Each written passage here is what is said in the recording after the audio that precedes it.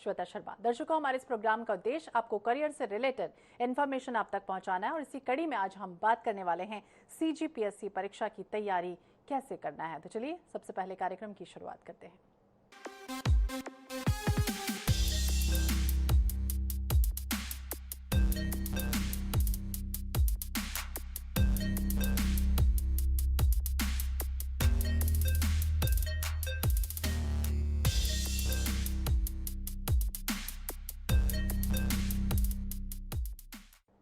जिंदगी की कठिनाइयों से भाग जाना बहुत आसान होता है, क्योंकि जिंदगी हर पहलू में इम्तिहान होता है और डरने वालों को कुछ नहीं मिलता जिंदगी में लड़ने वालों के कदमों में जहां होता है। यानी CGPSC एक ऐसी छत्तीसगढ़ पब्लिक सर्विस कमीशन की परीक्षा यानी छत्तीसगढ़ लोक सेवा आयोग होता है। CGPSC एग्जाम का उद्देश्य राज्य प्रशासनिक अधिकारियों की नियुक्ति करना होता है। CGPSC ऐसी परीक्षा होती है जिससे कलेक्टर और यहाँ तक कि डिप्टी कलेक्टर तक बना जा सकता है।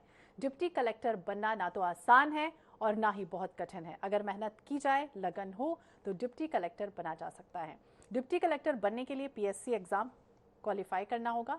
डिप्टी कलेक्टर हम बन सकते हैं। क्या होता है CGPSC एग्जाम जिसके थ्रू डिप्टी कलेक्टर बना जा सकता है? क्या क्वालिफिकेशन होती है, क्या सिलेबस होता है, क्या फैसिलिटी होती है, जानेंगे वो सब कुछ जिसने ये परीक्षा पास की है। हमारे साथ स्टूडियो में मौजूद हैं आकांक्षा नायक, डिप्टी कलेक्टर 2020। आकांक्षा जी, बहुत बहुत स्वागत है आपका। Thank you so much. Akanksha ji, सबसे पहले ये बात करना चाहेंगे, क्योंकि कहा जाता है, अमूमन हमने देखा है कि कलेक्टर एक ऐसा वर्ड होता है कि जिसको बहुत ही सम्मान से देखा जाता है।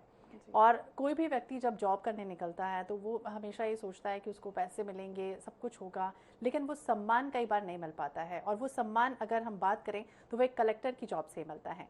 डिप्टी कलेक्टर सबसे पहले बात हम करें तो वो क्या होता है, हमारे दर्शकों को बताइए। जी, जैसे आपने थोड़ा सा, मैं इसको चेंज करना चाहूँगी कि सिर्फ एक डेप्यूटी कलेक्टर ही सम्मान वाली पोस्ट है, ऐसा हमको नहीं मानना चाहिए। मेरा ये मानना है कि आप जो भी फील्ड में आप आगे बढ़ रहे हैं उसमें आप बेस्ट रहिए, सभी एक इक्वल ही है। और क्योंकि मैं डेप्यूटी कलेक्टर है और आपने जैसे इसका कहा, ये एग्ज़ाम होता है, इसको ये स्टेट PSC के द्वारा किया जाता है। यहाँ पे छत्तीसगढ़ स्टेट PSC के द्वारा इसका चयन होता है। 3 फेज़ एग्ज़ाम होता है, जिसको तीनों फेज़ को क्लियर करने के बाद ही आपको ये पद मिलता है मेरिट बेसिस पे। जी, तो ये एग्जाम्स के बारे में हम और चर्चा करेंगे आकांक्षा जी, लेकिन ये समझना चाहेंगे क्योंकि आप एक रूरल साइड से जुड़ी हुई हैं और दूसरी तरफ अगर बात करें तो कहा जाता है कि CGPSC एक बड़ा एग्ज़ाम होता है और लोगों में और स्टूडेंट में काफ़ी फेयर होता है इसे लेकर कि कैसे पढ़ाई करेंगे, और जो पढ़ते हैं वो बहुत देर तक पढ़ते हैं, बहुत घंटे तक पढ़ाई करनी होती है। तो क्या वाकई में आपकी अगर हम बात करें तो क्या कोचिंग ज़रूरी होती है बच्चों के लिए जाना? देखिए, ये मैं महासमुंद से बिलोंग करती हूँ और मैंने पूरी स्कूलिंग वहाँ से करी है। और आप यकीन मानिए, जो मेरा बैकग्राउंड रहा है, फैमिली बैकग्राउंड कहिए या आसपास के लोग, कोई भी इस क्षेत्र से नहीं था। ये कम्प्लीटली मेरे लिए नया था और मैंने इसको सेल्फ स्टडी से ही क्लियर किया है। और मेरा ये मानना भी है कि कोचिंग का मतलब एक कॉमर्शियल इंस्टीट्यूशन नहीं होता। कोचिंग मतलब गाइडेंस की ज़रूरत होती है। आपको अगर प्रॉपर गाइडेंस मिल रहा है, चाहे वो किसी व्यक्ति से हो, चाहे वो आपको कहना चाहिए, अब तो ऑनलाइन इतने सारे माध्यम होते हैं, आप किसी भी जगह से अगर सही गाइडेंस आपको मिल रहा है तो इसको प्रॉपर तरीके से किया जा सकता है। और इससे रिलेटेड जो एक मिथ भी है बाहर में कि बिना कोचिंग ये पॉसिबल नहीं है। कोचिंग सिर्फ एक, अगर हम किसी कॉमर्शियल इंस्टीट्यूट की बात करूं तो ये एक भीड़ का रास्ता होता है। अगर कोई कोचिंग ही इसके सक्सेस के लिए राज होता तो वहाँ पे 400 स्टूडेंट्स आते हैं, सबका सिलेक्शन होना चाहिए। लेकिन हम देखते ही हैं, ज़्यादातर ऐसे स्टोरी हमारे सामने होती है जो कहीं दूर क्षेत्र से है, सुकमा से है, बस्तर से है, सरगुजा क्षेत्र से। क्या सबको पॉसिबल है कि सब शहर आके पढ़ सके? ऐसा नहीं है। ये सिर्फ हम अपने आप को संतुष्ट करने के लिए बोलते हैं। कई बार हम फेल हो जाते हैं तो हम अपने आप को एक तरीके से समझाते हैं कि हम शहर नहीं जा पाए, हम कोई अच्छे कोचिंग में नहीं पढ़ पाए, हमारे पास ये नहीं था, हमारे ये सब एक रीज़न देने का तरीका होता है।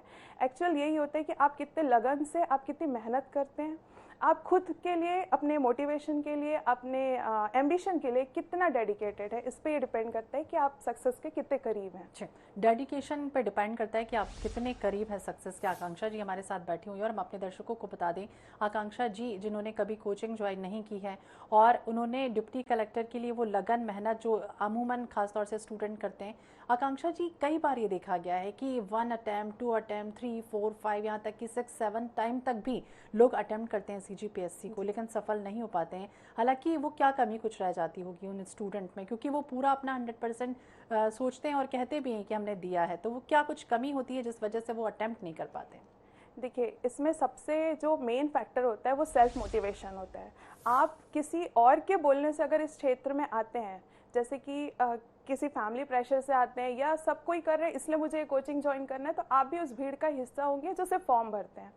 एग्ज़ाम निकालने वाले वो या कहना चाहिए कि तैयारी करने वाले जो प्रॉपर तरीके से करते हैं वो 1000 लोग ही होते हैं। वो हमेशा उतने ही होंगे, चाहे फॉर्म 5 लाख क्यों ना भरा जाए।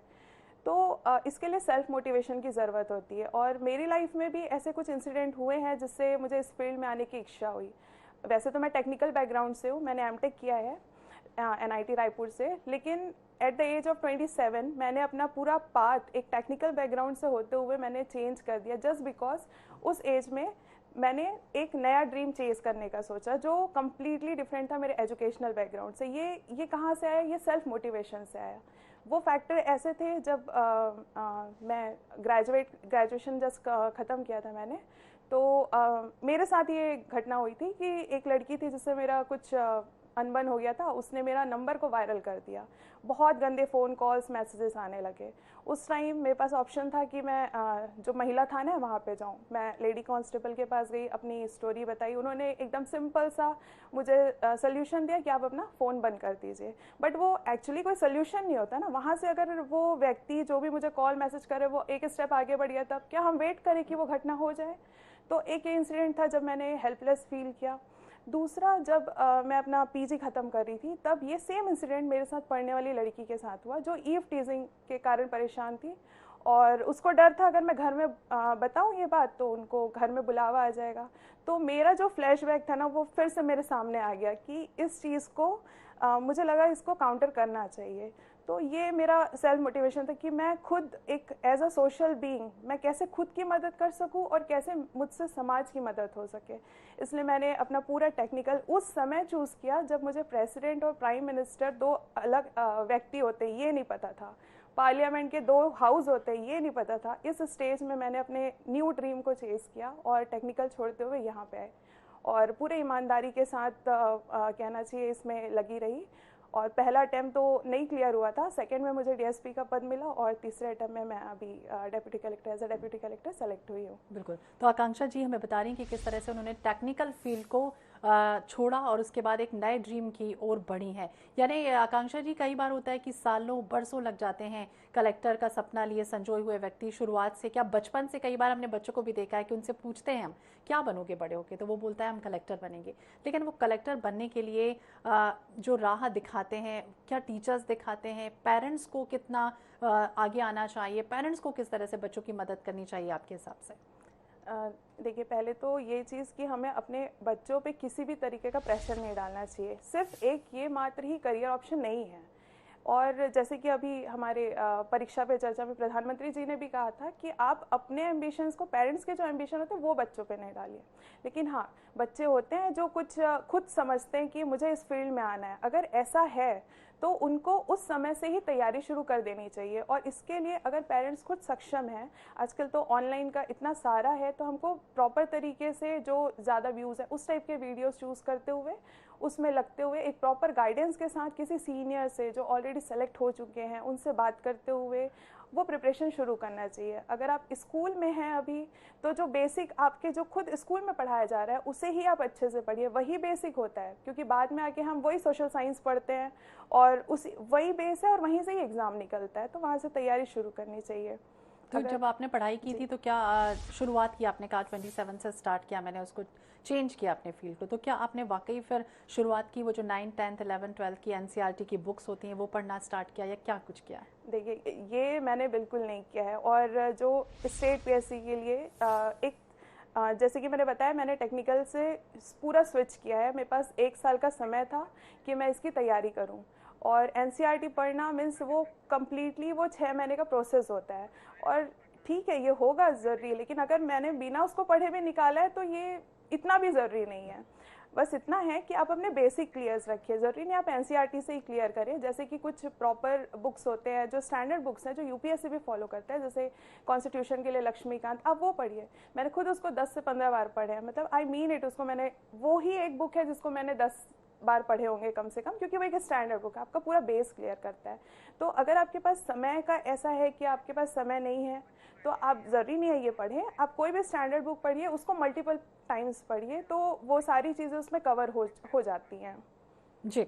आकांक्षा जी, आप जिस जगह पर बैठी हुई हैं फिलहाल, अब हमारे दर्शक बहुत सारे आपको देख रहे होंगे और एक आइकन के थ्रू पर आपको देख रहे होंगे कि आकांक्षा जी हमारे सामने बैठी हुई डिप्टी कलेक्टर वो बन सकती हैं। उन्होंने अपने टेक्निकल फील्ड को चेंज किया, एक माइंड सेट किया और उसके बाद सीजीपीएससी का जो सपना लिए बैठे हुए होते हैं हमारे स्टूडेंट, उनके लिए क्या कुछ चुनौतियां आप बताएंगी कि किस तरह से डिफ़िकल्टीज़ रही, किस तरह की चुनौतियां आपने फेस की? कई बार होता है कि बच्चे पढ़ते हैं सब कुछ, कई बार बुक्स भी पढ़ लेते हैं लेकिन उनको याद नहीं होता है, वो याद की जो प्रॉब्लम है वो किस तरह से दूर की जा सकती है? जी, देखिए, जो सिविल सर्विसेज होता है उसका और परेशानी का बहुत पुराना नाता है, ये कभी दोनों को अलग नहीं किया जा सकता। इससे सिर्फ ये किया जा सकता है कि आप अपने परेशानी को खुद को समझते हुए कैसे डील करते हैं। सबके लाइफ में अलग अलग रहते हैं, किसी में फाइनेंशियली चैलेंजेस होता है, किसी में किसी को एक कहना चाहिए इमोशनल चैलेंजेस होता है, किसी को टेक्निकल चैलेंजेस होता है, तो सबको उस हिसाब से होता है। जैसे कि जो फाइनेंशियल कोई अगर प्रॉब्लम में है तो वो बेटर समझ सकते हैं कि उसको कैसे दोनों एग्ज़ाम को वो हैंडल कर सकता है, दो एग्ज़ाम एंड प्लस उनको फाइनेंशियली जो खुद को हेल्प करना है। दूसरा, जैसे कि कुछ मिथ है जो इस एग्ज़ाम को लेकर मार्केट में रहते हैं कि हमको अगर सिविल सर्विसेज की तैयारी कर रहे हैं तो हमको 10 घंटे पढ़ने चाहिए, 12 घंटे पढ़ने चाहिए। यकीन मानिए, मैंने कुछ दिन ऐसे थे जिसमें मैंने सिर्फ 1-2 घंटे पढ़े और कुछ दिन ऐसे थे कि 14-14 घंटे पढ़े हैं। ये घंटे के हिसाब से आप इसको जज नहीं कर सकते हैं, बल्कि आपको टारगेट बेस्ड पढ़ाई करनी चाहिए कि मुझे इतने आज के दिन में इतना टॉपिक कंप्लीट करना है। वो टारगेट अगर आपका 1 घंटे में होता है आप फ्री हैं, अगर वो टारगेट आपको दिन भर लेता है तो आप उसको दिन भर दीजिए। इस तरीके से आप करेंगे ना। और दूसरा चीज़ मैं ये बोलना चाहूँगी, जो भी ये बोलते हैं ना कि आप एफबी से दूर हो जाइए, व्हाट्सएप से दूर रहिए, पूरा सोशली आप आइसोलेट हो जाइए, मुझे तो ये बिल्कुल भी हवाबाजी लगता है। आप एक बैलेंस रखिए। हमारे जो सिलेबस में भी दर्शन है उसमें मध्यम मार्ग बुद्धिस्ट फिलॉसफी में है, उसमें भी यही कहा गया है कि लाइफ में बैलेंस होना चाहिए। ये एग्ज़ाम सब कुछ नहीं है, ये लाइफ का पार्ट है। तो बैलेंस बनाते हुए चलिए और अपने प्रॉब्लम को अपने लाइफ के अनुसार खुद समझिए और वैसा टैकल करने की कोशिश करिए। जी, तो बिल्कुल वैसा टैकल करने की कोशिश कीजिए। आकांक्षा जी, ये समझना चाहेंगे आपसे, आपने भी कहा कि 1-2 घंटे कई बार मैं पढ़ती थी और फिर हम टारगेट बेस रखते थे कि हमें इतना इस टॉपिक को अपना टाइम देना है। कई बार ये होता है कि इस तरह के जो एग्ज़ाम होते हैं कॉम्पिटिटिव एग्ज़ाम, उसमें नेगेटिव मार्किंग होती है और बच्चे कई बार ये सोचते हैं कि हमने भगवान का नाम लिया और वो टिक लगा दिया। तो क्या ऐसा, और कई बार ये भी सोचते हैं कि अरे ये तो लक था इसका, इसलिए इसका सिलेक्शन हो गया। तो क्या वाकई में लक काम करता है या वाकई अगर हम मेहनत करते हैं तभी हमें सफलता मिलती है? जैसे मैंने पहले भी कहा था कि जब हम फेल हो जाते हैं किसी चीज़ में तो हम इसको खुद को सांत्वना देने के लिए हम इसमें लक फैक्टर जोड़ देते हैं। जब आप मेहनत करेंगे तभी वो लक आपके साथ होगा, जिस लक की आप बात करते हैं। वो लक जैसा कुछ होता नहीं है। अगर लक होता तो फिर सभी कोई बन जाते हैं जिनका अच्छा समय चल रहा है, लेकिन जिसने मेहनत की है, आप जब उनसे बात करेंगे आपको पता चलेगा उन्होंने इसमें अपना क्या चीज़, कितनी सारी चीज़ें कॉम्प्रोमाइज़ किया है, कितने सेक्रीफाइस किए, कितनी मेहनत की है, तब जाके वो पद मिला है। तो मेरा मानना है कि आप लक के पीछे ना रहिए, उतना समय आप मेहनत को दीजिए, आप ज़रूर इस पर क्वालिफाई करेंगे। और प्री को लेके भी ये जो जय माता दी बोल के अगर आंसर लगाने चले हैं तो ये तो फिर आप नेगेटिव में ही चले जाएंगे, क्वालिफाई करना भी मुश्किल हो जाएगा। उसका एक तरीका होता है कि नेगेटिव मार्किंग वाले क्वेश्चंस हैं जो 4 ऑप्शंस होते हैं, तो उसमें अगर आप पढ़े हुए हैं, उस सवाल को जानते हैं, तो हमेशा आपके पास कुछ ऐसा होगा कि 2 ऑप्शन में आपको कन्फ्यूजन होगा। उस 2 ऑप्शन में आपको अगर एकदम ही नहीं समझ आ रहा है तो आप गैस कर सकते हैं, क्योंकि आपने 50% एलिमिनेट कर दिया, अब उतना आप रिस्क ले सकते हैं। लेकिन अगर आपको कुछ भी नहीं पता है और 4 ऑप्शन में आप खेल रहे हैं वहाँ पे, तो फिर वो डेफिनेटली वो नेगेटिव में जाएगा, क्योंकि अगला तो उसका आंसर सही लगाएगा। ये तो कंपटीशन एग्जाम है ना, यहाँ पे आपका कंपटीशन दूसरे से है।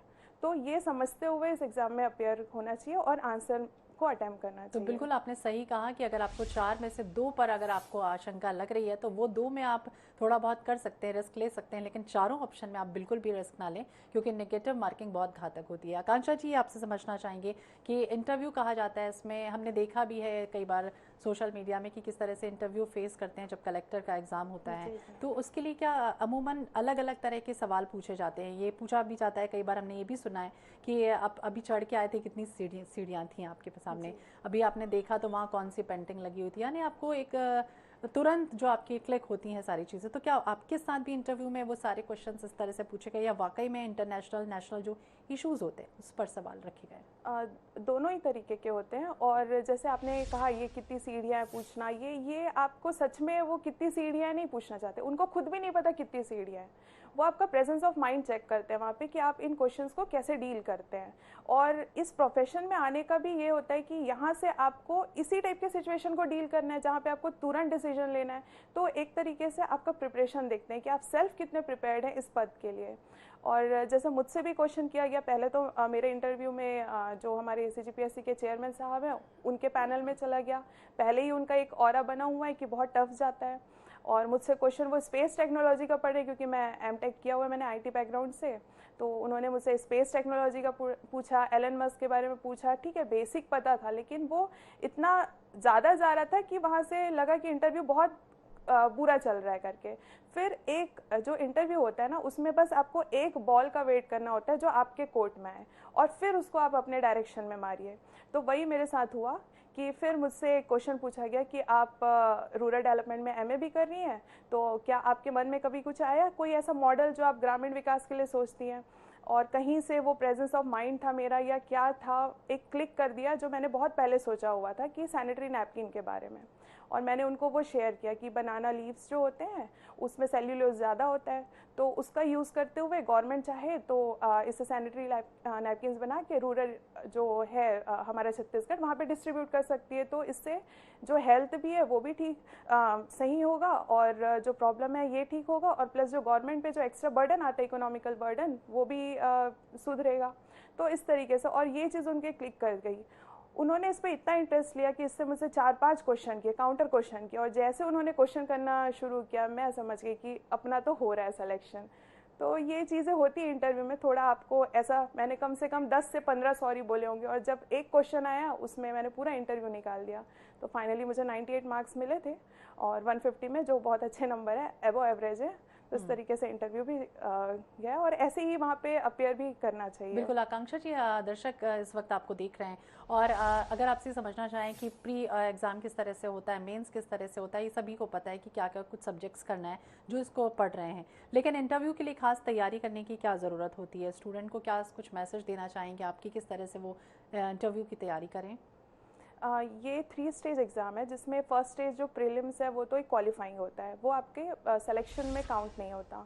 दूसरा है मेंस और इंटरव्यू का कंबाइंडली जो मार्क्स है उसमें आपका मेरिट लिस्ट डिसाइड होता है। तो इंटरव्यू की तो तैयारी ऐसी होती है कि आप वो बचपन से ही चलती है, आपकी जो पर्सनालिटी है वही वहाँ पे रखी जाती है। ये 2 महीने में कोई आप नया पर्सनालिटी उनके सामने नहीं ला सकते। वो इतने एक्सपीरियंस होते हैं, वो आपको जज कर लेंगे कि आपने कुछ फेक किया है यहाँ पे।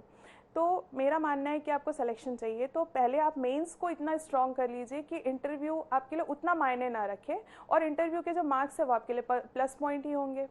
तो इस टाइप का दोनों को बैलेंस करते हुए, और इंटरव्यू के लास्ट में आप किसी भी कोचिंग इंस्टीट्यूशंस में जितने भी फ्री, इवन जो गवर्नमेंट की तरफ से फ्री यहाँ पे मॉक इंटरव्यू लिया जाता है, यूनिवर्सिटीज़ में लिया जाता है, UGC की तरफ से लिया जाता है, आप उसमें ज़्यादा से ज़्यादा अपीयर हुए, ज़्यादा से ज़्यादा बात करिए। मैं तो मिरर के सामने बात करती थी, अपने दोस्त के सामने बात करती थी, उनसे क्वेश्चन करवाती थी। तो इस टाइप से आप बोलने की प्रैक्टिस कीजिए, तो वो फिर वहाँ पे सब चीज़ ठीक हो जाता है। बिल्कुल, तो सब चीज़ ठीक हो जाता है। हर सब्जेक्ट को पढ़ें, अच्छे से डिटेल में पढ़ें, इंटरव्यू की किस तरह से तैयारी करें। या आकांक्षा जी हमें बता रही थी कि CGPSC अगर आपको फेस करना है तो वो किस तरह से तैयारी करनी होगी। आकांक्षा जी, बहुत बहुत शुक्रिया आपका दर्शकों को इतनी अच्छी जानकारी देने के लिए और अपना कीमती समय देने के लिए। Thank you. तो आपने जाना है कि CGPSC की तैयारी कैसे करना है, यानी हमारा आज ये डिसाइड करेगा काम कि हम कल क्या कुछ कर सकते हैं। इसी के साथ करियर मंत्र में बस इतना ही, और मुझे दीजिए इजाज़त और देखते रहिए NH 24/7। नमस्कार।